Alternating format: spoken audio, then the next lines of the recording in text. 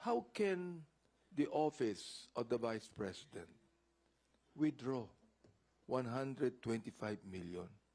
Saan kinuha ang authority ng bangko to withdraw such a big amount? Ngayon lang po ako nakakita ng ganong klaseng amount. Kung yan, hindi nilagay sa bags yan.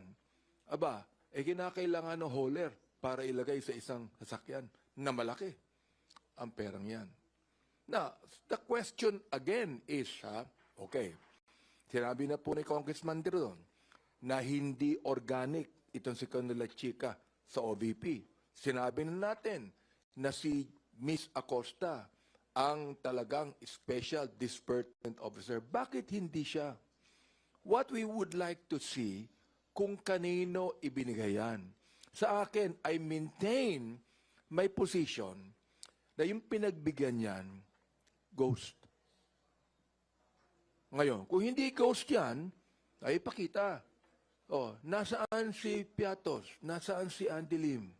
Kung hindi ghost yung mga taong yan, kung hindi mga multo yan, ilabas nila rito para malaman natin. I think it would be the Vice President should come because she continues to make a mockery of Congress. Mandato namin to Mandato ng Senado ito.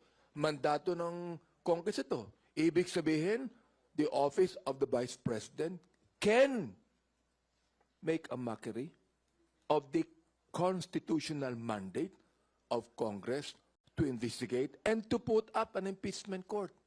Dapat, humarap siya. Siya ang mag-explain. Huwag niyang sasabihin yan sa mga staff niya.